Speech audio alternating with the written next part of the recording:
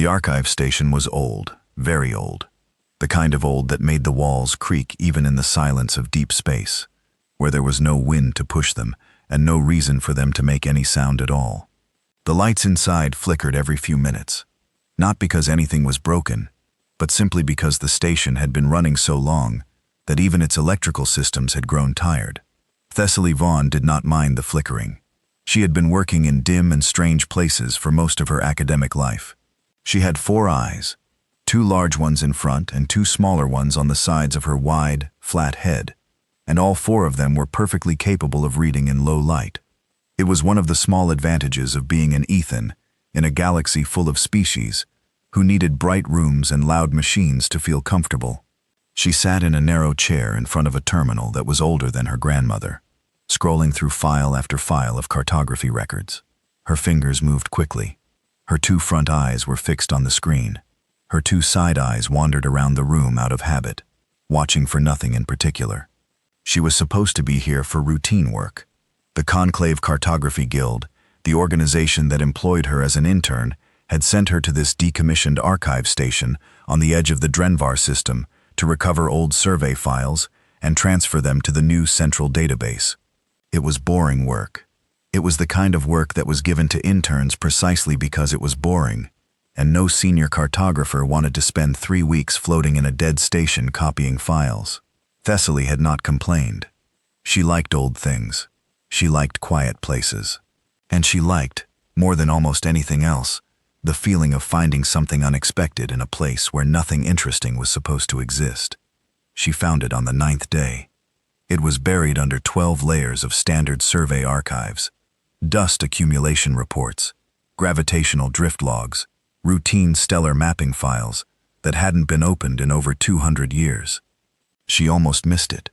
Her finger was already moving to the next folder when something caught the attention of her lower left eye. A file name that didn't match the others.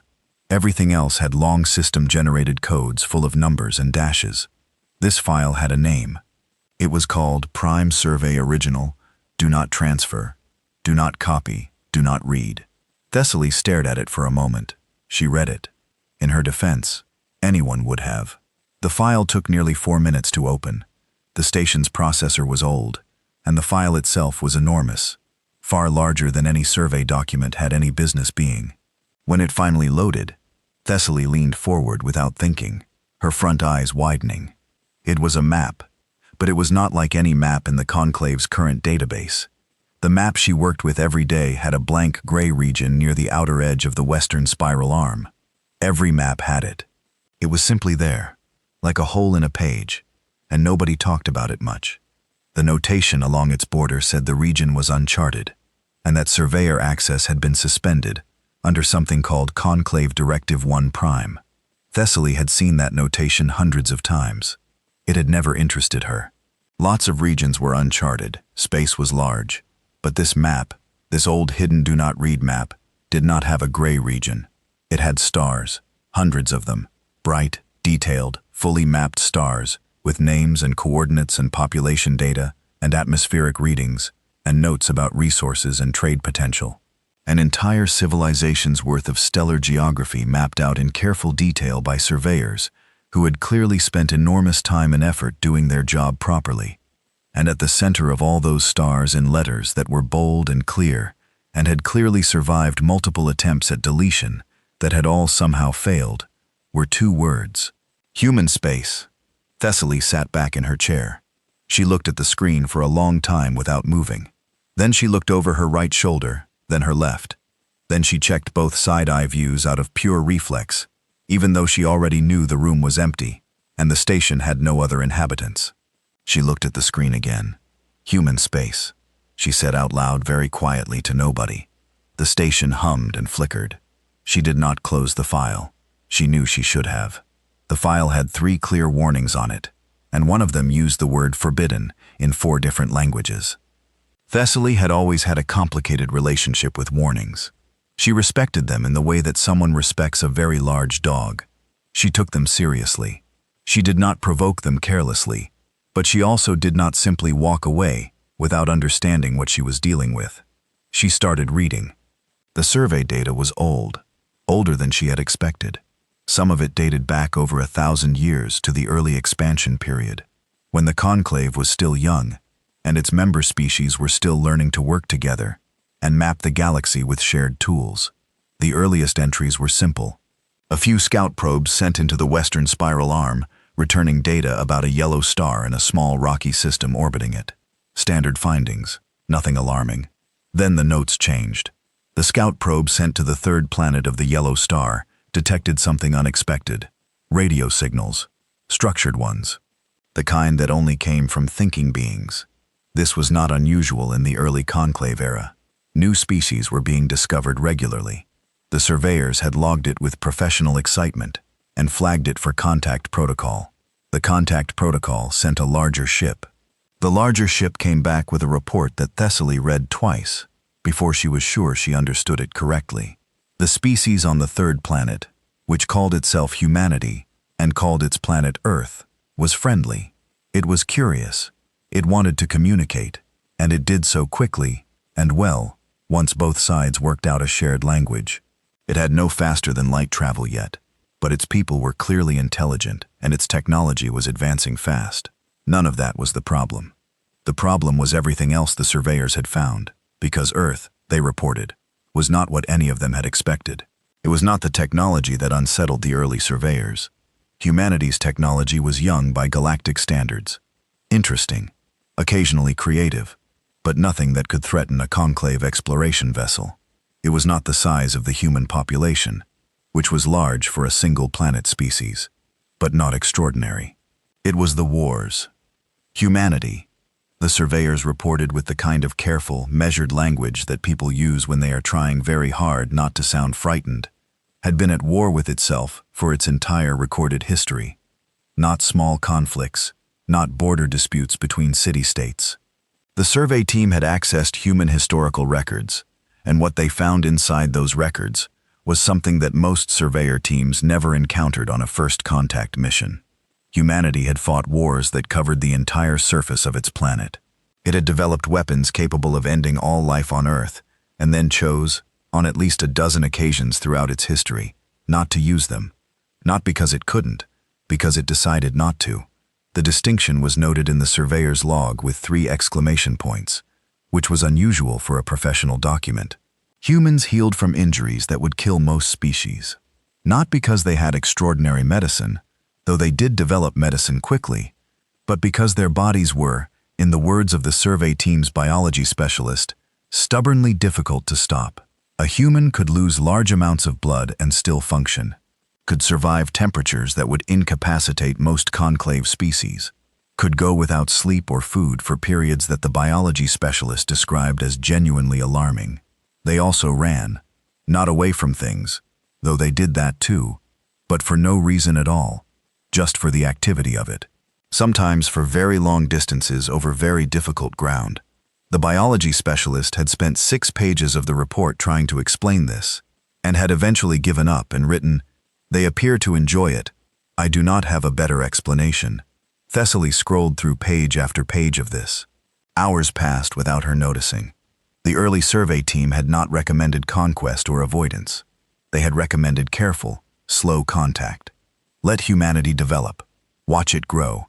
Introduce it to the conclave gradually, in stages, giving it time to adjust to the knowledge that it was not alone in the universe. It was a good recommendation, a sensible one, the kind of recommendation that experienced people make when they have thought carefully about a situation. It was never followed. Instead, 200 years after the first contact file was written, there was a different entry in the archive. Shorter, more formal, written in the dry official language of conclave administrative decree. It was the original text of Directive 1 Prime, and it said, in summary, the following. All survey activity in the Western Spiral Arm region, designated as human space, was to be suspended indefinitely. No conclave vessel was to cross the border into human space without express permission from the Conclave High Council. All existing maps of human space were to be reclassified and removed from public circulation. The region would be marked as uncharted on all standard charts. There was no explanation, no incident report attached, no reason given, just the directive, signed by 17 High Council members, every one of whom had written their signature with a kind of firm, deliberate pressure that suggested they were very certain about what they were doing. Thessaly searched the archive for an explanation and found, instead, something almost worse. Nothing. No record of what had happened. No report of an incident. Just a gap. A clean, deliberate, carefully maintained gap where the reason should have been. Someone had removed it. Removed it so completely that even the removal itself had been removed. She leaned back in her chair and pressed two of her hands against her face, which was what Ethan's did when they were overwhelmed. "What happened to you?" she whispered to the map. The map did not answer. The lights flickered. The station hummed. She spent the next 2 days going through everything in the archive that was even slightly connected to the Western Spiral Arm, or to anything that might have triggered Directive 1 Prime. She found fragments, pieces of things. An old diplomatic communication from a species called the Vreth that mentioned recent activities near the Outer Arm border without saying what those activities were. A navigation update that rerouted 3 major trade lanes away from human space, with no explanation beyond a reference number that pointed to a file that no longer existed. A biology research paper from a conclave medical university that had been citing a study on human physiology. The citation was still there, but the study itself had been removed. It was like reading a book where someone had cut out every page that contained the most important parts of the story. But there were smaller things that had been left behind, perhaps by accident, perhaps because whoever had done the cleaning had grown tired or careless near the end. A surveyor's personal journal appended to the back of an otherwise empty administrative file. A single paragraph in a diplomatic memo that had survived because it was buried at the bottom of a much longer document about something completely unrelated. The journal entry was from a surveyor named Sel Tavar, and it was dated roughly 800 years ago, well after Directive 1 Prime had been issued. It read, "Passed near the border today. Did not cross. Nobody crosses, but I could see 2 of their ships from the observation deck. Long, heavy things with shapes that don't match anything in the design catalog. They didn't hail us, didn't come toward us, just sat there on their side of the line, watching. I asked the captain if we should report them. She said we should look away, set a course for Drenvar, and never speak of this again. So, I'm writing it down instead, because I don't think things that are real should disappear just because someone is afraid of them." Thessaly read the entry 3 times. The diplomatic memo paragraph was shorter, written by an ambassador whose name had been redacted, addressed to the Conclave Trade Committee roughly 300 years ago. It said only, "I strongly advise against any further economic actions targeting human space. We do not fully understand what we are dealing with, and I do not think we want to. Some borders are drawn not by walls, but by wisdom. This is one of them." On the 3rd day, Thessaly did something she had been putting off because she knew it would make everything harder to ignore. She cross-referenced the star data from the hidden map against the current public charts. The calculation took her terminal most of the morning. When it finished, the results sat on her screen in plain numbers that were very easy to understand. Human space, based on the original survey data, contained 412 star systems. The majority had planets. Many of those planets had been flagged in the old surveys as inhabited, or capable of being inhabited, or already showing signs of development. Humanity had been a spacefaring species for at least several centuries by now, based on the development timeline in the early contact files. 412 systems, an entire civilization sitting right there on the western edge of the known galaxy, behind a gray patch on a map, while the rest of the conclave went about its daily business, and quietly, carefully, collectively refused to look.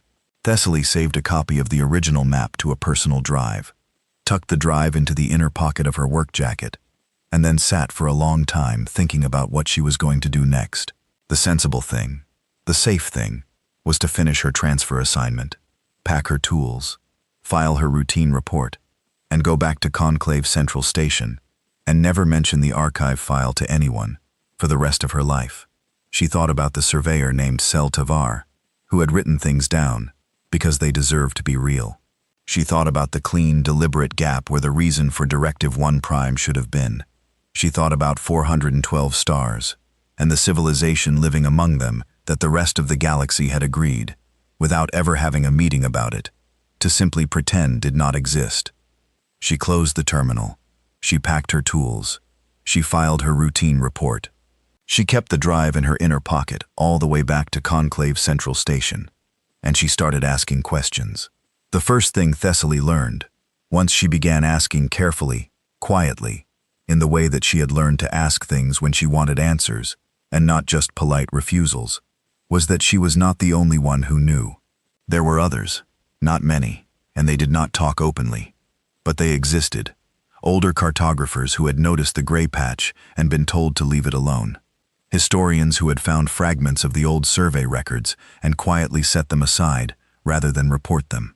A retired conclave diplomat who had been stationed near the western arm early in her career, and who, when Thessaly found her and sat across from her in a small tea house on Varath Station and asked the careful question, went very still for a moment and then said, "You found the archive file?" "Yes," Thessaly said. The old diplomat looked out the tea house window at the docking bay beyond it, where ships came and went in the ordinary business of a busy station. She was quiet for a long time. "Then you know there are stars behind the gray patch," she said finally. "Yes. And you want to know why we don't go there?" "Yes." The old diplomat looked at her with the expression of someone who has spent a very long time being careful about something and is now weighing, in real time, whether to stop being careful. "I can tell you what I know," she said. "But I want you to understand something first. What I know is not the whole story.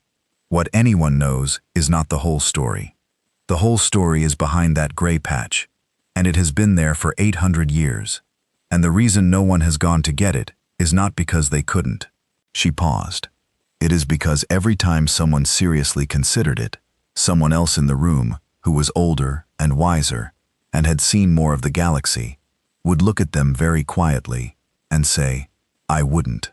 And that was always enough." Thessaly leaned forward. "But why?" she asked. "What is over there that frightens an entire galaxy into silence?" The old diplomat picked up her tea. "That," she said, "is exactly the right question. And I am very sorry to tell you that answering it is going to take more courage than either of us might have." She drank. The station hummed around them. Somewhere outside, a ship was powering up its engines, preparing to go somewhere mapped and known and safe. Thessaly kept her hands very still on the table and thought about the drive in her pocket, and the map on it, and the 412 stars that were waiting in the gray patch for someone brave enough to look. The old diplomat's name was Sen-Arao, and she had seen more of the galaxy than most people twice her age. She had worked border stations, trade negotiations, first contact follow-ups, and the kind of quiet diplomatic missions that were never written up in official records, because they went wrong in ways that no one wanted to explain later.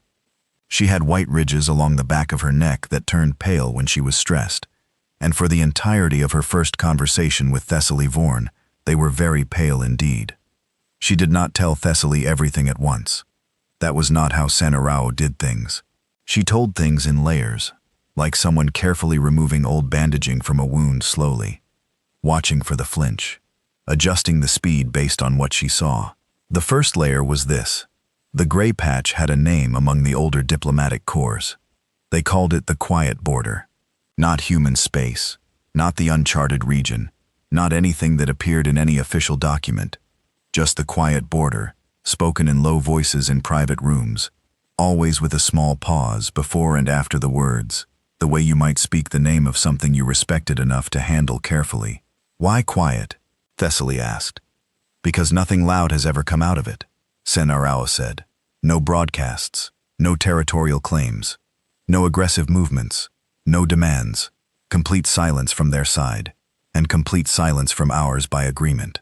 She tilted her head. "Though I always thought the name was a little dishonest. Quiet suggests peace. What it really means is that both sides are very deliberately not making noise. Both sides," Thessaly repeated. "So they know about us? They know we're out here." Senna gave her a look that said this was perhaps the most obvious question she had ever been asked. Of course they know. They have known for centuries. They were the ones who detected the Conclave's early survey probes. Their astronomers identified our ships before our ships identified their planet. She paused. They have simply chosen, as we have, not to make a formal event of it. Why? That, Senna said, is what I am going to try to explain to you. And I want you to understand that I am not entirely certain my explanation is correct. I am only certain that it is the closest thing to correct that I have found. She started with the Vreth. The Vreth of Gemini was not today a major power in the conclave. It occupied a modest set of star systems in the Eastern Arm, was known primarily for its shipbuilding industry, and participated in conclave politics with the quiet, unremarkable efficiency of a species that had learned at great cost not to reach too far. But 800 years ago, the Vreth of Gemini had been the dominant military force in the known galaxy. It had the largest fleet, the most advanced weapons, the most aggressive foreign policy, and it had, roughly 8 centuries in the past, decided that the Western Spiral Arm, including whatever was inside the gray patch, belonged to it. The Vreth fleet that crossed into human space numbered 4,000 warships. Thessaly had read a fragment of this in the archive, but Senna had more detail drawn from sources she declined to name, and documents she described only as very old and very private. The fleet crossed the border on a clear mission: survey, claim, and if necessary, conquer. The Vreth were experienced at this. They had done it 6 times before with other species and other regions, and it had always worked out in their favor, because the Vreth were disciplined and organized, and had more firepower than anything they had ever encountered. What happened next was recorded by the single Vreth ship that came back. The humans had no fleet of comparable size. What they had was smaller, older, and by all technical measurements, significantly less advanced than what the Vreth had brought. They should have, by any reasonable military calculation, simply lost. They did not lose. What the Vreth records described in language that Senna said became increasingly strange and agitated as the account progressed, was that the humans simply did not behave the way an outnumbered force was supposed to behave. They did not retreat to defensible positions and sue for terms. They did not surrender when their losses became severe. They did not follow any of the tactical patterns that the Vreth military strategists had built their models around, because all of those models were built on the assumption that at some point, a losing side would accept that it was losing. The humans did not accept this. They fought in small groups and large groups. They adapted their tactics mid-battle, sometimes in ways that the Vreth commanders described as making no logical sense, and then 3 hours later turned out to make terrible sense. When one approach failed, they tried something different. When their ships were damaged, they kept the damaged ships in the fight, rather than pulling them back. When their pilots were exhausted, they fought exhausted. Senna paused here and looked at Thessaly carefully. The Vreth admiral's personal log was part of the documents that I read. He was not an emotional man. He had fought in 7 campaigns and was famous for his cold judgment. But there is a section of his log written on the 6th day of the engagement where he describes watching a single human vessel, a small one, heavily damaged, one of its main drives clearly dead, continue to maneuver and fight and refuse to retreat or go silent. And he wrote, "I do not understand what keeps it moving. By every measure I have, it should have stopped. But it has not stopped. It will not stop. I am beginning to think it will not stop until there is nothing left of it at all. This is not how war is supposed to work." Thessaly sat quietly. The Vreth fleet withdrew after 3 months, Senna continued. They had lost more than 3,000 ships. The humans had lost more proportionally, because they had less to begin with. But they were still fighting when the Vreth turned around, still fighting. She let that sit for a moment. The surviving Vreth ship reached home carrying the survivors of the campaign, and a note, a physical note, on actual paper, written by hand. It said, and this I have memorized because I think it is one of the most important sentences ever written in the history of the galaxy: "We have returned your people. Please don't do this again." From Earth. The tea house was very quiet. Outside, ships moved in the docking bay going about their ordinary business. "Please don't do this again," Thessaly said softly. "A threat," Senna said. "Not a demand, not a declaration of war, or a list of terms. Just a request. Polite, almost gentle." She picked up her tea, found it was empty, and set it down again. The Vreth never went back, And when other species learned what had happened, and they did learn, because these things always spread, even when everyone is trying to keep them quiet, they decided, one by one, that the western spiral arm was perhaps a part of the galaxy that didn't need exploring. The second story was about the Solan Merchant Collective, and it was different in character, but in some ways even more disturbing. The Solan were traders. They had no interest in conquest. What they had interest in was control, specifically the kind of control that came from managing the flow of goods and resources across large regions of space. When they identified human space as a region they didn't control, their response was not military, it was commercial. They simply rerouted every trade lane that passed near human space, cut off any conclave merchant who attempted to do business in the Western Arm, and issued quiet notices to their partners, suggesting that commerce in that direction would be commercially inadvisable. It was, Senna explained, a very sophisticated economic stranglehold, the kind that the Solan had used before to bring entire systems into their commercial network. It worked by isolation, cut a region off from trade, watch its economy weaken, and eventually they come to you. The Solan embargo of human space lasted 6 months. In those 6 months, humanity did not weaken. What it did instead was, in Senna's words, deeply confusing to everyone who watched it happen. The humans looked at the disruption to their trade and treated it as a problem to solve, rather than a crisis to survive. Within 2 months, they had established their own internal trade network across their 400 star systems, faster and better organized than the fragmentary one they'd had before, because the embargo had forced them to sit down and actually build something solid. Within 4 months, they had identified conclave worlds that were also being poorly served by Solan trade routes, and had found ways to offer them better terms, not through aggression, but simply by being cheaper and faster and more reliable. Within 6 months, they were undercutting Solan prices on 12 core worlds, and the Solan had gone from choking human space to watching their own market share quietly disappear into the Western Arm.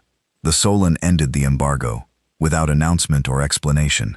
They simply stopped, rerouted their trade lanes back the way they had been, and began a period of quiet internal reorganization that their economic historians would later describe as a necessary recalibration. Thessaly found herself almost smiling. They tried to strangle humans economically, and the humans accidentally improved their own economy in the process. Not accidentally, Sella said, and she did not smile. That is what you must understand. It was not luck. It was not accident. Every single thing the humans did during that 6-month period was a direct, practical response to the situation they were in. They looked at a problem and they worked on it, and they did not stop working on it until it was solved, and then they kept going, because once they were working, they found other problems nearby that were also worth solving.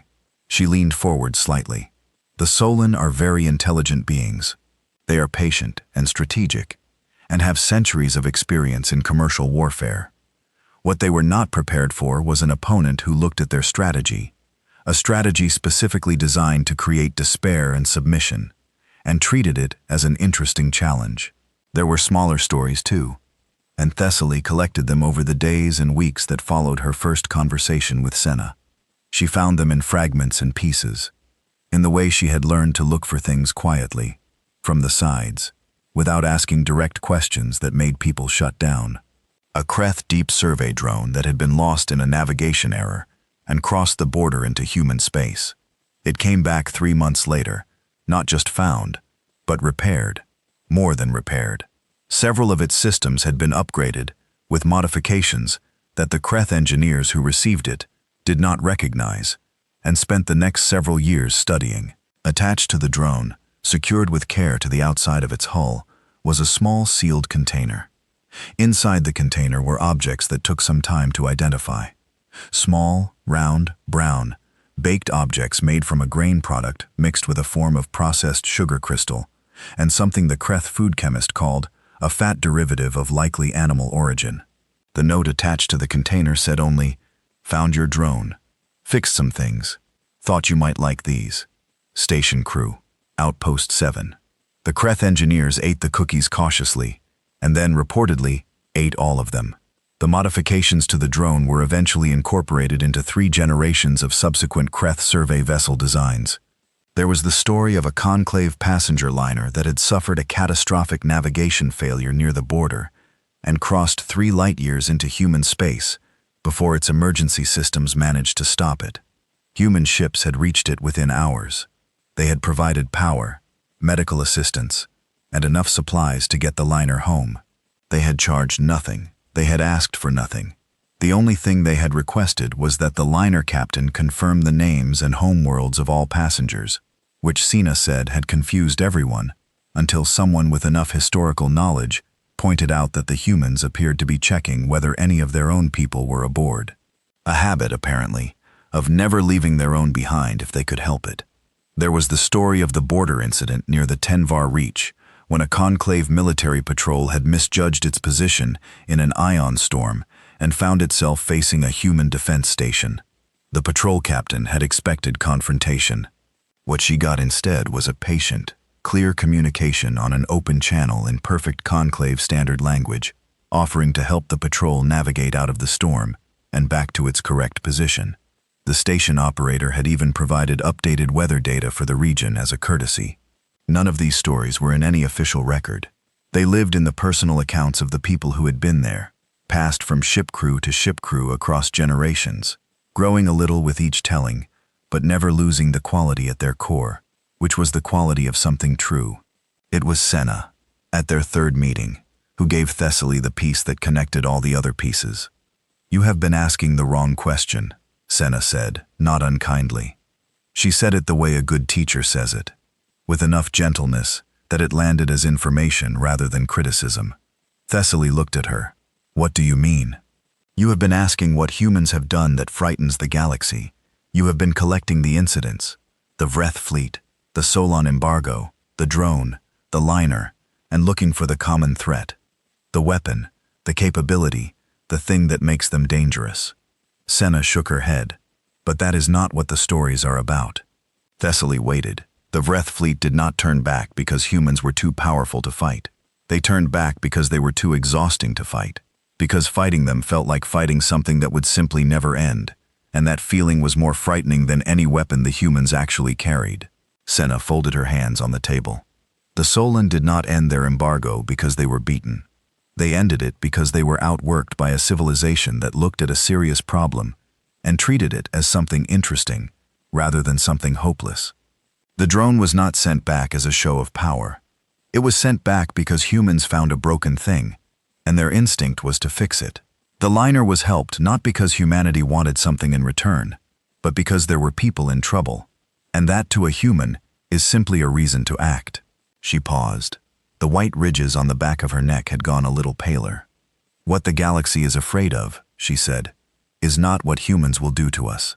It is what they are, the way they are made. They are made in a way that does not include stopping. They do not stop when things are hard. They do not stop when they are losing. They do not stop when they are tired or afraid or badly outnumbered. They stop when the problem is solved, and not always then, because sometimes they get interested in the next problem while they are still finishing the last one." She at Thessaly, with steady eyes. "And the terrifying thing is that this is not aggression. It is not even ambition in the way we understand ambition. It is just how they are. It is what they do. The way water flows downward is what water does. The way humans persist is what humans do." And the galaxy looked at this 800 years ago and quietly agreed that whatever lived behind the gray patch was something we should leave alone, because we had no framework for dealing with something that simply would not stop.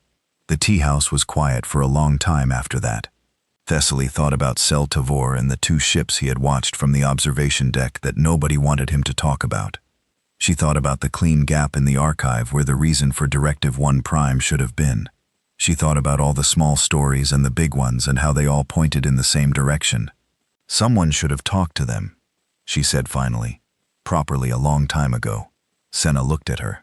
The expression on her face was complicated. Something between agreement and the deep weariness of someone who had thought this for a very long time. "Yes," she said quietly, "someone should have." Outside the docking bay, lights were shifting to the station's evening cycle. Somewhere in the galaxy's western arm, Behind the gray patch on the map, 412 stars were circling their suns, and the civilization among them was doing what it had always done: working, building, solving problems, and waiting, perhaps without even knowing it was waiting for the rest of the galaxy to finally decide it was ready to come and say hello. Varuth Central Station was the largest station in the Conclave's Western Transit Network.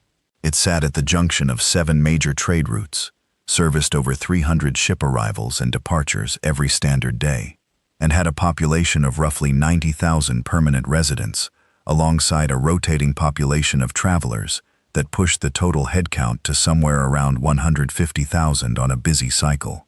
It had been built to handle surprises. It had docking bays that could receive ships of almost any configuration. It had a diplomatic wing with translation services in over 2,000 languages. It had a security force, a medical facility, a commercial hub, an administrative tower, and a communications relay powerful enough to reach the other side of the known galaxy in under an hour. Nothing about its design had prepared it for what happened on an otherwise perfectly ordinary morning at a quarter past the station's clock cycle. The arrival alarm, a gentle tone, nothing urgent, the kind that went off 100 times a day, chimed in docking control. An operator second-class Fenris Call looked up from his terminal to check the approach data on the incoming vessel. He looked at the data. He looked at it again. He looked around the control room to see if anyone else was looking at their screens, and found that 2 of his colleagues were, and that both of them had gone very still. "Fen," said his colleague Prate, in a very careful and controlled voice. "Are you seeing what I'm seeing?" "I'm seeing it," Fenris said. "It's a ship." "It is a ship, yes." "Coming from?" "From the direction of the western arm, yes." There was a silence in the control room that was not actually silent, because all the equipment was still running, but felt silent because everyone in it had stopped making any sound at all. "It's broadcasting," said the third operator, Liz, staring at her screen with her head tilted, as if that might help her understand what she was reading. "Wide spectrum, open channel, all frequencies." She paused. "It's a greeting." The ship that was coming toward Varath Central Station was large enough to be significant, but not so large as to be aggressive. It was built, and this was the first thing the station's analysis systems noted and could not quite categorize, in a way that suggested it had been built by people who were deeply practical and not particularly concerned with how it looked. There were sections that were clearly older than other sections. There were external modifications, extra plating in some areas, additional antenna clusters, equipment housings bolted to the hull that didn't match the rest of the design that suggested ongoing modification over time, rather than a single planned construction. The engine signature was unusual, efficient, clearly capable, but running in a configuration that no Conclave ship database could match. The registration code it was broadcasting was one that no Conclave registry contained. The language in its greeting was Conclave standard, perfect, clear, entirely unaccented, which was, on its own, enough to make the translators sit up straight, because it was not what you expected from a species making first contact. First contact species did not speak your language. First contact species needed months of careful communication work before you could even exchange basic information. First contact species were not supposed to already know you well enough to address you clearly in your own tongue on their first approach to your station. The greeting said, "Varath Central Station. This is the Vessel Persistence Registry Human Exploration Service out of the Sol system. We are approaching on a friendly heading and request docking permission. We carry no weapons in a ready state. Happy to answer questions. Please advise on your preferred docking bay." Control Room 7 had 17 people in it when the greeting came through. By the time the message had been confirmed and reread, there were 31, because word had spread through the control wing in approximately 90 seconds. Fenris Call, who was technically the officer on duty, spent 45 seconds staring at the message on his screen, and then did the only sensible thing available to him. He kicked the decision up to his supervisor's supervisor's supervisor, which was a person named Director Olin Cass, who arrived at Control Room 7 4 minutes later, looking as calm as a person can look when they have just been told that a human ship is asking for a parking space at their station. Director Cass read the message. She read it twice. She looked out the observation window at the approaching shape of the Persistence on the long-range display. She pulled up the analysis data. She looked at her staff, all of whom were looking back at her with expressions that said very clearly, "Please tell us what to do." Director Cass had been working in station administration for 38 years. She had handled engine fires, medical epidemics, diplomatic incidents, a docking bay flood caused by a malfunction in a water recycling system, and one memorable occasion when a trader had brought an uncontained specimen of a species that turned out to be venomous and highly mobile into the commercial hub. She had never handled this. "Assign them Bay 47, she said, because Bay 47 was large, isolated, had its own atmospheric systems, and was far enough from the main residential sections to give everyone a little space. Get me the diplomatic wing on the line. Get me Security Chief Vara, and someone tell Thessaly Vorn." Thessaly was in her office in the cartography section when the message came through, and she arrived at Bay 47's observation level at roughly the same time as the Persistence finished its docking approach. She had been waiting in some form for something like this. She had known it was coming, not in the way of prophecy, but in the simple, logical way that when you pull a thread long enough, the thing it is attached to eventually arrives. She had been pulling threads for 8 months. She had built a file of fragments and stories and second-hand accounts and old diplomat memories, and she had understood, in a way that she suspected most people around her had not yet caught up to, that the gray patch was not a stable situation. Things that are kept quiet do not stay quiet forever. They stay quiet until they don't, and the moment they stop being quiet, they stop very suddenly and completely. What she had not entirely expected was him. The Persistence settled into Bay 47 with the easy competence of a ship whose crew had done this thousands of times. Docking clamps engaged, the airlock cycled, the bay's atmospheric processors hummed as they worked to equalize pressure and composition. And then the airlock opened, and Commander Eli Marsh walked out. He was, by any measure Thessaly had expected to apply, unremarkable. He was medium height, shorter than she was, though Ethan's tended toward the tall end of the bipedal range. He was broader through the shoulders than most species she dealt with, which she knew was a common human characteristic, but it was less imposing in person than in the biology reports she had read. He had dark hair, cut short, and a face that was weathered in the way that faces got when they spent a lot of time on ships and in places with variable atmospheres. He was carrying a large travel mug with a handle on it, the contents of which steamed slightly in the bay's air, and he was wearing a dark jacket that had a tear along the left sleeve that had been roughly repaired at some point and then partially retorn. He walked out of the airlock and stopped. The observation level above Bay 47 had, in the 11 minutes since his arrival had been announced on the station's internal network, accumulated somewhere between 300 and 400 people, not security staff. They were present, but standing back, per Director Kess's instructions.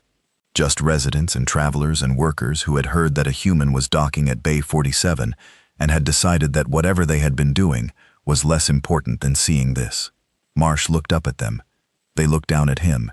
He looked around the bay. He looked at the airlock he had just come through. He looked at the security staff standing at a respectful and very careful distance.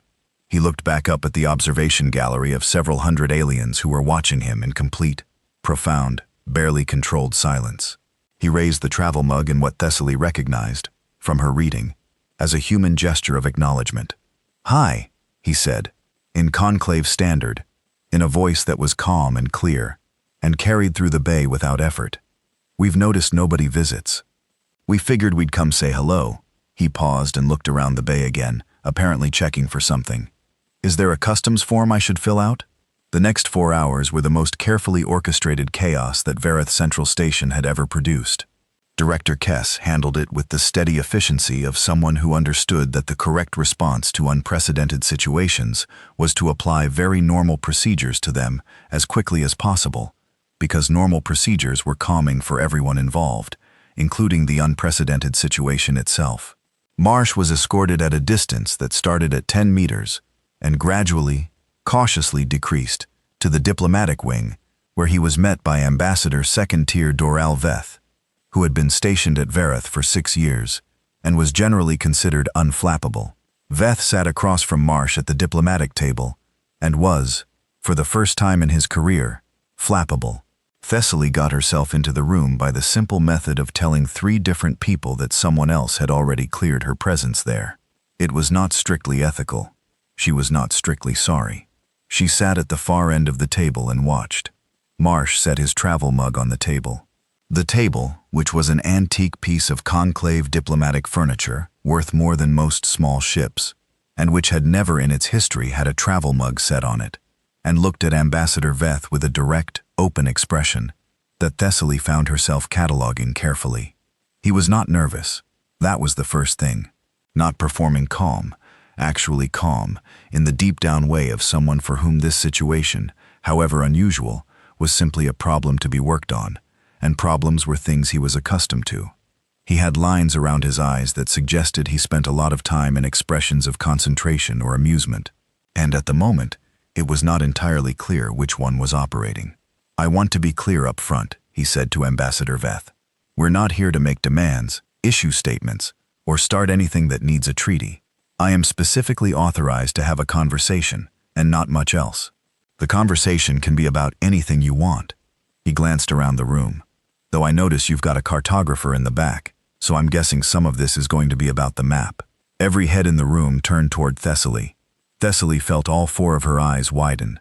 "We know about the gray patch," Marsh said, without looking away from the ambassador, but with a tone that suggested he was entirely aware of the cartographer's reaction. "We've known for a while. We thought it was funny at first. Then we thought it was a little sad.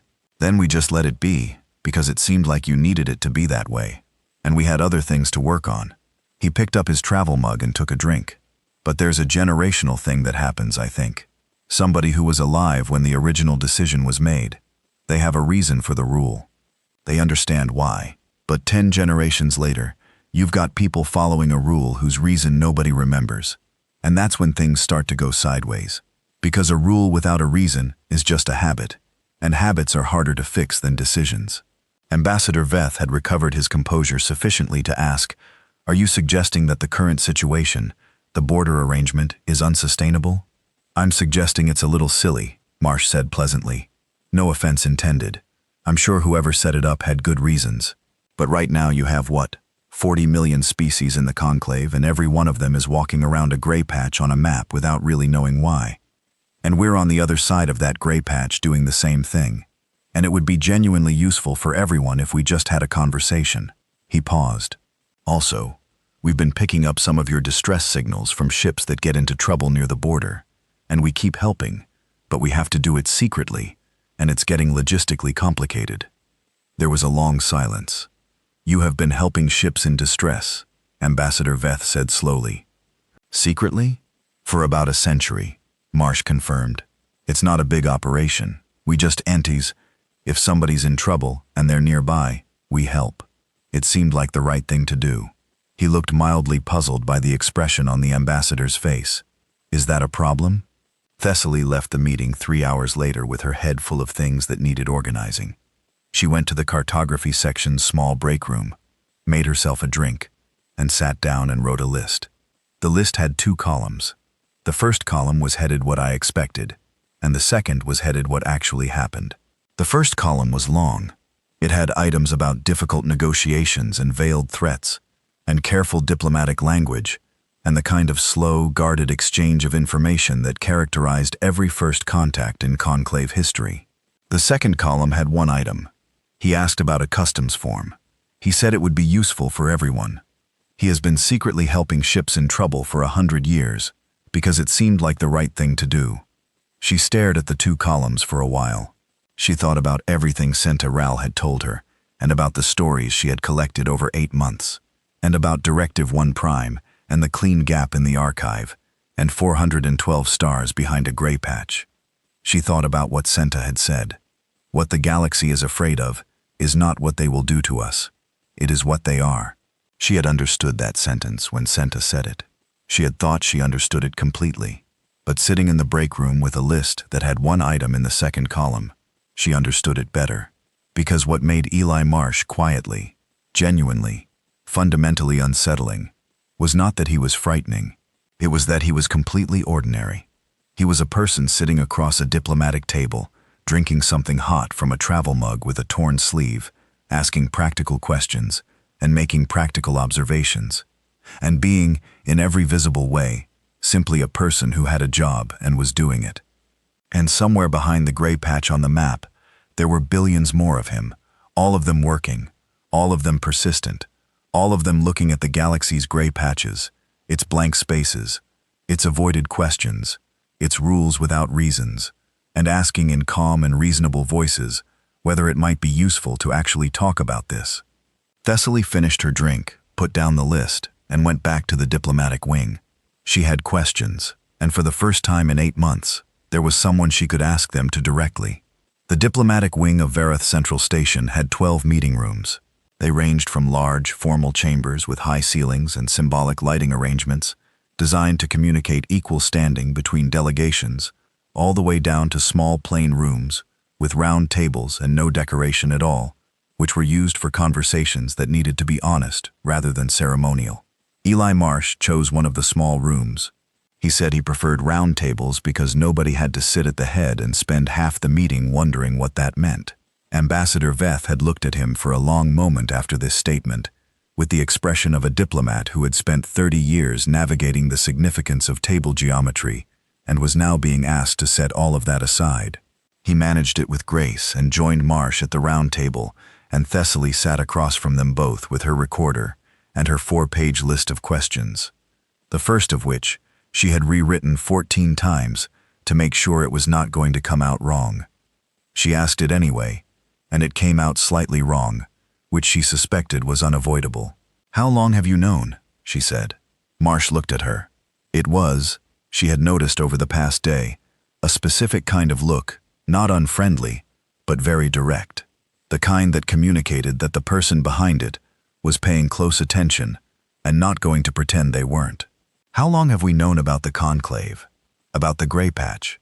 About the fact that we deliberately left you off the map?"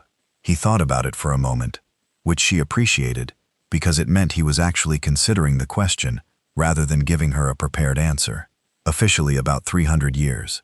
There's a record in our public archives of an astronomer who noticed that the survey probe traffic from the galactic east had stopped, and that the last probe came from a specific direction, and then there were no more. She worked out what it meant, that someone had made a decision to stop coming, and filed a report with what passed for our government at the time. He took a drink from his ever-present travel mug. The report didn't cause a crisis. People talked about it for a while and then went back to work, which is what we tend to do. It didn't frighten anyone. Some people were worried about it. There was a theory for a while that we'd done something wrong, that you'd found us dangerous, and decided to quarantine us. That theory had a decent following for a generation or two, but it didn't really hold up, because if you wanted to quarantine us, you'd have done something more active than just not coming back. You just stopped, and the stopping felt more like backing away than boxing us in. He tilted his head. It felt like we'd scared you somehow, and that felt strange to us, because from where we were sitting, we were the ones who were outnumbered. Thessaly wrote something in her notes. "But you still didn't come to find out." "Not officially, no. We were busy." He said it simply, without apology or irony, and Thessaly believed him completely, because she had spent 8 months learning about what humanity had been doing in its 412 star systems for the last 8 centuries. And the answer was, a great deal. We had planets to settle, systems to develop, a lot of internal problems to work through. And there was a feeling, not a policy, just a feeling, that whatever was on the other side of the line had decided they didn't want to meet us. And pushing people who don't want to be pushed wasn't something we needed to do. "And the ships you've been helping," he shrugged slightly. "That was never official policy either. It's just, if you see someone in trouble and you can help them, you help them. Some of our people near the border made that call individually over the years, and it became a habit. We never announced it because we figured it would cause more problems than it solved." The conversation went on for 2 hours, and Thessaly asked questions, and Ambassador Veth asked questions, and Marsh answered all of them with the same direct, unfussy honesty that she was beginning to think was simply the way he communicated. Not a diplomatic technique, not a practiced style, but a genuine preference for saying the actual thing, rather than the safe version of the thing. She asked about the Vreth fleet. He nodded slowly. We knew it was coming before it crossed the border. Long-range detection. There was a lot of internal debate about what to do. He paused. Some people wanted to send a diplomatic signal before they arrived. Some people wanted to wait and see if they stopped at the border. Some people wanted to prepare a full military response immediately. He looked at his mug. The people who wanted to wait won the argument, and the Vreth didn't stop at the border, so the military response happened anyway. 4,000 warships, Ambassador Veth said quietly. It was a large fleet, Marsh agreed. We had less. What we had were people who understood the territory and had a reason to be there that the Vreth didn't have, and who were willing to keep going past the point where a rational calculation would tell you to stop. He was quiet for a moment. We don't like losing people. I want to be clear about that. It wasn't a glorious thing. It was ugly, and it cost a lot, and there are memorials on 16 worlds that list the names. But the alternative was losing the systems those people lived in, and the people who were in them, and everything they were building, and that wasn't acceptable. He looked up, so they didn't stop, and eventually, the Vreth decided it wasn't worth continuing. The note, Thessaly said, please don't do this again. Marsh nodded. That was a line commander named Hana Yu. She was on the ground operation on the third planet. When the Vreth fleet started withdrawing, she found the ship they were using for prisoner transport, got the prisoners out, put them back on the Vreth ship, and wrote that note herself. She had very neat handwriting, apparently. It's in a museum now. He paused. She thought it was important to be polite about it. She said you shouldn't make people feel more humiliated than necessary when they're already leaving. Ambassador Veth looked as if this piece of information was doing something complicated to his understanding of the universe. She thought about their feelings after they invaded. She was that kind of person, Marsh said. Thessaly asked, eventually, the question she had been building toward. Not the question about the Vreth fleet, or the Solon embargo, or the drone, or any of the specific incidents she had spent months collecting. The question underneath all of those questions, the one that Senna Rao had told her was the right one. Back in the tea house on the day that had started all of this. What are you? She said. Not politically, not militarily. What are humans in a way that helps me understand why an entire galaxy decided to leave you alone? Marsh was quiet for longer than he had been quiet for any previous question. He set his travel mug down and looked at it for a moment. And she had the sense that he was not performing thoughtfulness. He was actually thinking, turning the question over, looking at it from different sides. There's a word we use, he said finally. Stubborn. It means not stopping when things are hard. Not because you're not aware they're hard. Not because you don't feel it, but because the thing you're working on is more important than the difficulty, and so you keep going. He looked up. Every species is stubborn about some things, but for humans, it's less about the specific thing and more about everything. We get interested in something, and we don't stop being interested. We make a promise, and we keep tracking it, even when it's become inconvenient. We meet a problem and something in us turns toward it instead of away from it, even when turning away would be easier. He leaned back slightly. The other thing is that we're curious in a way that doesn't turn off.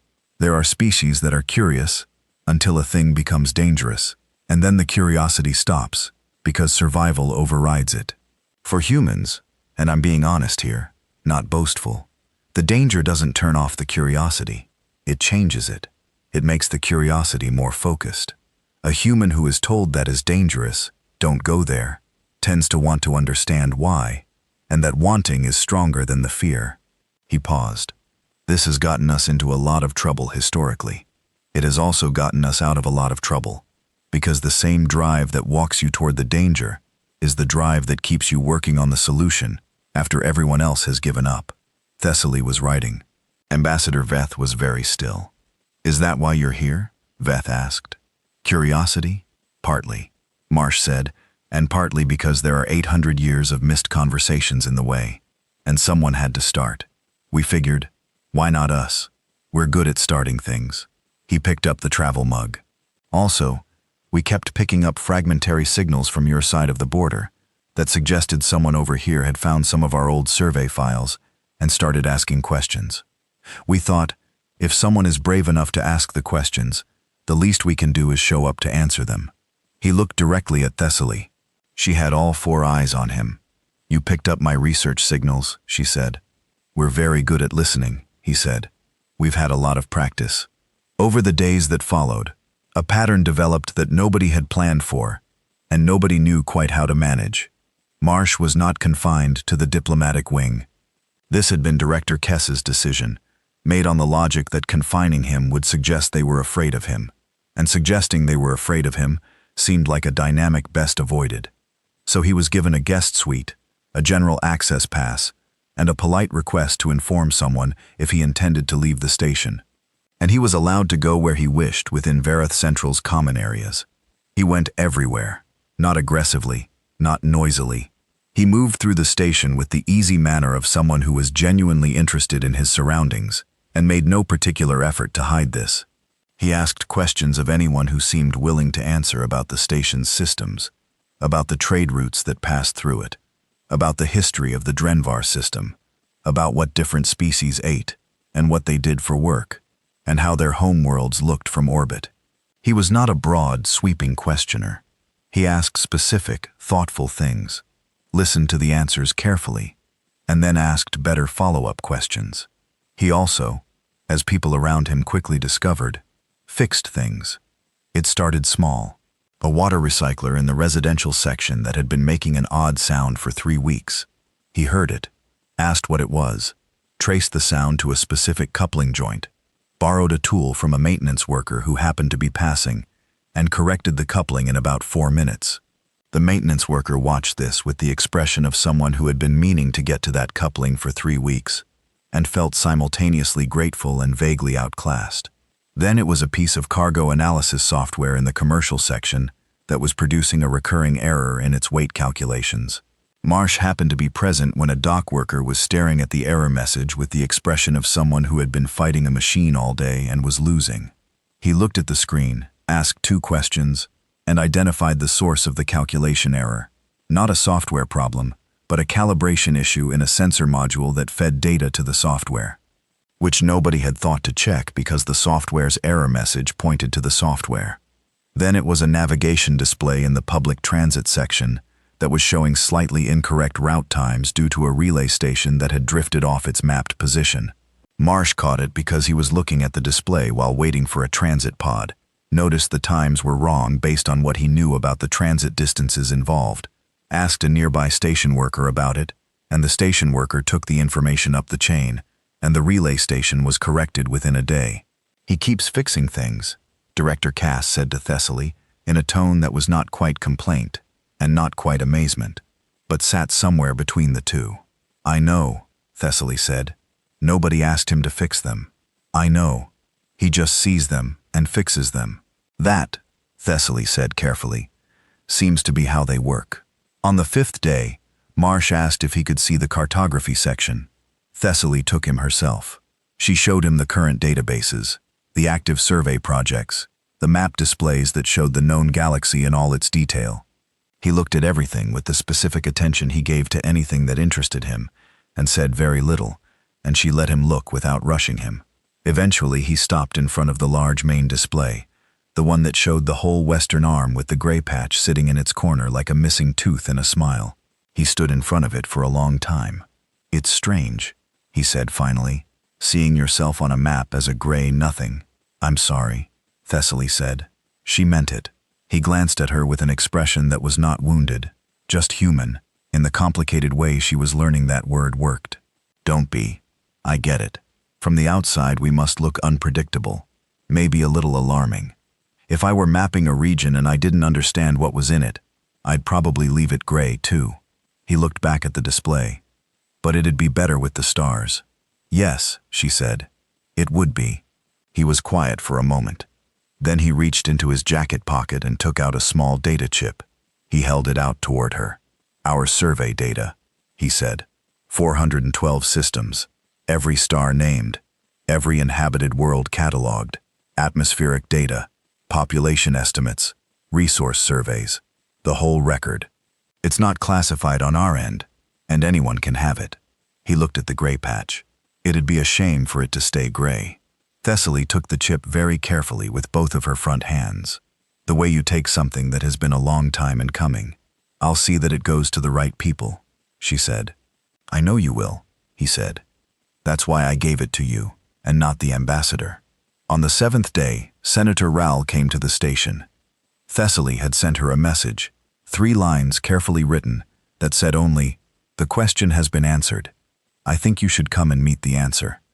Senna had arrived the next morning on the early transit and found Thessaly waiting for her at the docking gate with an expression that was hard to read, but that Senna, who was good at reading people, interpreted immediately and correctly as, "I was right, and I knew it, and I am trying very hard not to say so." Thessaly brought her to the small round table room where Marsh was eating something he had obtained from the station's food service and reading something on a small handheld screen. He looked up when they came in. He looked at Senna for a moment, with those attentive eyes. "You're the one who knew," he said, "the one who's been carrying this for a long time." Senna stood very still. "You know about me. We picked up fragments. You were stationed near the border early in your career. You've been doing careful, quiet work on this for decades. We noticed." He stood and held out his hand, a human greeting gesture that Senna, who had done her homework, recognized and accepted, clasping her hand around his in the way he offered it. "Thank you," he said, "for not letting it stay forgotten." Senna looked at him for a long moment. The white ridges on her neck went through 3 different shades in rapid succession, which Thessaly recognized as the Ethan equivalent of a very emotional response, being very carefully managed. "I had a colleague once," Senna said finally, "a long time ago. She told me that some things stay quiet not because they should, but because everyone around them is afraid. And she said the only answer to that was to not be afraid, to keep asking." She paused. "I was not always brave enough, but I kept going." Marsh looked at her with an expression that was warm and genuine and completely uncomplicated. "That," he said, "is the most human thing I've ever heard anyone who isn't human say." The data chip that Eli Marsh had handed to Thessaly Thorne was approximately the size of her thumbnail. It weighed almost nothing. She had set it on her desk when she returned to the cartography section that evening, and she had sat across from it for a long time just looking at it. 412 star systems on a piece of material she could have lost in a coat pocket. She transferred the data to the Cartography Guild's secure intake server and filed a formal acquisition report, which was the standard procedure for receiving new survey data. The intake form asked for the source of the data. She wrote, "Human Exploration Service, Human Space, Sol System." She clicked Submit. The form went up the chain. The response came back in 40 minutes, which was faster than the standard processing time, and it came back from 3 levels above where it should have been acknowledged, which told her that somebody in the Senior Cartography Administration had been watching the flag on her account ever since word got out about the persistence arriving at Bay 47. The response said, "Please hold this data pending review by the Senior Verification Committee." Thessaly looked at the response. Then she looked at the 8 months of work stacked in her personal files, the fragments from the archive station, the stories from Senna Rao, the fragments of old diplomatic memos and survey logs and personal journal entries. All the pieces of the real story that had been sitting behind the gray patch waiting for someone to put them together. She wrote back, "Understood. Review process estimate." The answer was undetermined. She closed the reply window and did what she had learned to do from Eli Marsh. She set aside the part of the problem she could not move right now and found the part she could. She started building the new map. It was not simple work. Survey data from an independent civilization did not simply drop into a conclave cartography database without significant processing. Coordinate systems needed to be reconciled. Naming conventions needed to be standardized or at least cross-referenced. Marsh had told her that humans had their own names for almost everything, and that they tended to be either very practical, second settlement, new harbor, or deeply strange by non-human standards. Threshold, morning, the place where we tried again. The atmospheric and population data needed to be formatted to conclave standards. Thessaly did this work for 2 weeks, while the Senior Verification Committee met and deliberated, and sent her careful, formal messages, asking careful, formal questions. She answered the questions thoroughly. She provided her documentation. She sent copies of the archive files she had recovered from the decommissioned station, including the original survey data and the original text of Directive 1 Prime. She also, through channels she did not advertise, sent copies to Senta Rao and to several historians and diplomats at other conclave institutions, whom she had come to trust through her months of research. Not because she was planning anything, just because she had learned, watching the gray patch for 8 months, that information that lives in only one place has a way of disappearing. Marsh, for his part, was still on the station. His authorized stay had been extended 3 times now by Director Kess, who had initially seemed uncertain about his presence, and had gradually moved to a position of something that looked very much like finding him useful. The water recycler coupling had been the beginning. The list of things he had identified and fixed since then had grown, and he had also, in his direct and practical way, started asking questions about the station's larger systems. The cargo routing algorithms, the docking scheduler, the atmospheric management protocols, with the specific quality of attention that suggested he was not just curious about how they worked, but was looking for ways they could work better. He never pushed. He never demanded. He simply looked at things, thought about them, and then mentioned in a conversational way what he had noticed and what he thought might be worth considering. Director Kess, 3 weeks into this, had quietly given him an unofficial advisory role and then spent a full day pretending she hadn't. "He has been here for 4 weeks, Ambassador Veth said to Thessaly during a corridor meeting that was really a scheduled consultation dressed as a coincidence. "He shows no signs of wanting to leave. He's working," Thessaly said. "On what?" She thought about it. "On things that need doing." The Senior Verification Committee issued its finding after 3 weeks of deliberation. The finding was long, formal, and written in the dense administrative language of official conclave documentation. Thessaly read through it in under an hour, which was fast only because she went directly to the conclusion section and then worked backward through the reasoning only as necessary. The committee found that the survey data submitted by the Human Exploration Service was authentic. It found that the coordinate and formatting work Thessaly had done was correct and sound. It found that there was no technical obstacle to incorporating the data into the standard conclave cartographic database. And then it noted in careful and measured language that the decision to update publicly distributed maps with this data was not a cartographic decision. It was a political one, and it needed to be made by the Conclave High Council. Thessaly forwarded the finding to Senta Rao, who forwarded it to the 3 council members she knew personally, with a cover letter that Thessaly had helped write. And that was the most carefully worded document Thessaly had ever been part of composing. Every sentence had been tested for the ways it could be misread. Every argument had been checked against the counter-arguments that could be used against it. Senna had 40 years of diplomatic experience, and Thessaly had 8 months of obsessive research. And together, they made a document that was very difficult to argue with. The council took 11 days. During those 11 days, Thessaly finished the new map. She finished it completely. Every system labeled, every star named, in both Human Exploration Service Convention and Conclave Standard. Every inhabited world noted with its population estimate and primary industries, and the name it used for itself. She added the trade routes that Marsh had described, the FTL lanes that humanity had developed independently and used among its own systems for decades. She built the map at full resolution, the kind of resolution that the Conclave Cartography Guild used for its premium published charts, the ones that hung in public buildings and government offices, and the viewing decks of major stations, large enough to read from across a room. She also left the gray patch in. She left it as a reference, a ghost of the old map, faintly visible beneath the new data, so that anyone looking at it could see both what had been there before and what was actually there. She thought that was important, not to forget the gray patch, to remember it as a choice that had been made for complicated reasons, and had lasted 800 years, and had finally, by slow and careful work, been set aside.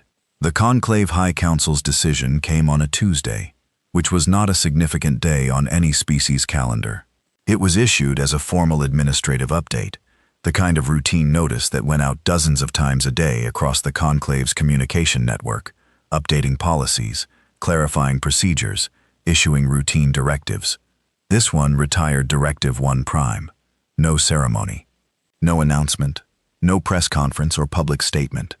Just a short administrative notice that said the directive was rescinded and that Cartography Guild resources were authorized to update standard charts to reflect current survey data for the Western Spiral Arm region.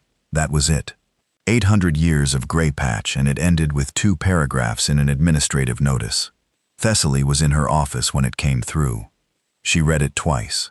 She sat for a moment.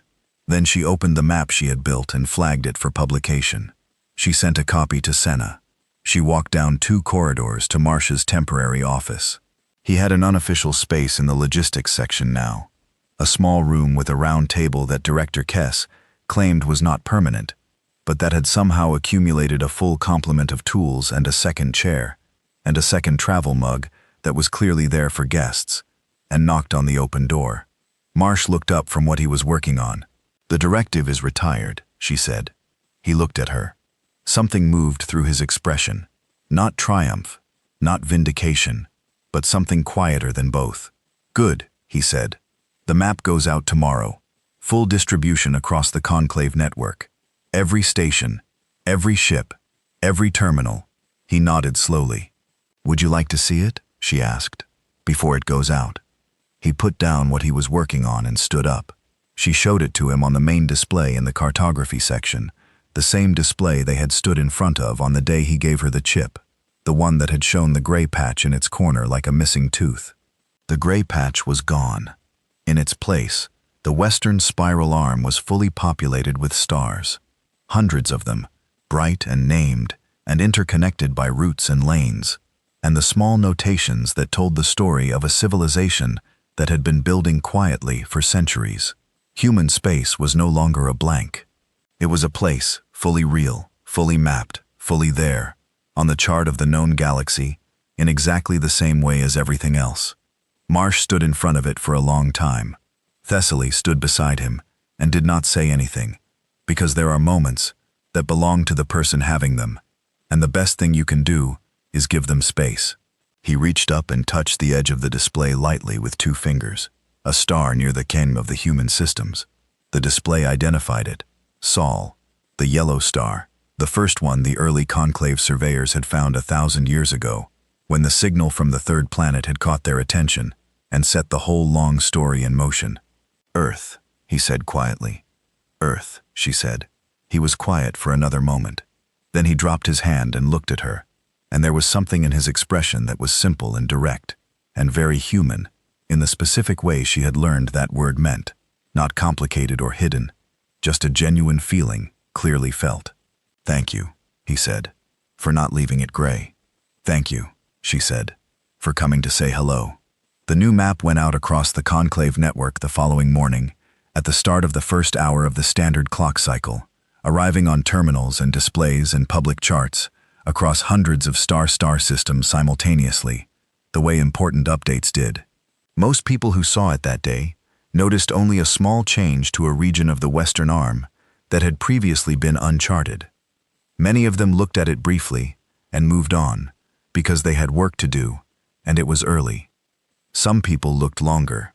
A navigation officer on a long-haul freighter out of the Kreth systems stared at the update for several minutes before calling her captain, and the captain came and stared. And then they stood together, looking at the Western Arm and all its new stars, and said nothing for a long time, because there was a lot of nothing to say and nowhere to begin. A history professor at the Conclave's largest university called 3 of his colleagues before he had finished his morning drink, and spent the next 4 hours on calls that kept being interrupted by other calls from other people who had also seen the map and wanted to talk about it. An elder member of the Vreth Diplomatic Service, 93 years old and retired, saw the map on the public display in the common room of her residence block, and sat down in the nearest chair and did not move for some time. She had been a junior diplomatic aide when she was young enough to have spoken once to a diplomat who had spoken once to someone who was in the room when the fleet came back with the note. She had carried that story her whole life, turning it over occasionally, wondering. She looked at the map for a long time and thought about the note, and about the line commander with the neat handwriting, who had thought it was important to be polite, and she thought, 800 years. It took us 800 years. And then she thought, better late than never. The Conclave's formal contact protocols with human space were established over the following 18 months in the careful and deliberate way that significant things were done. Trade agreements were negotiated. Diplomatic missions were established. FTL routes between human space and the Conclave's eastern networks were mapped and certified. Humans, true to everything Thessaly had learned about them, did not wait for the protocols to be finalized before getting involved. Human engineers appeared at Conclave infrastructure projects before anyone had formally invited them, looking at systems with interested eyes and mentioning, helpfully, that they had a few ideas.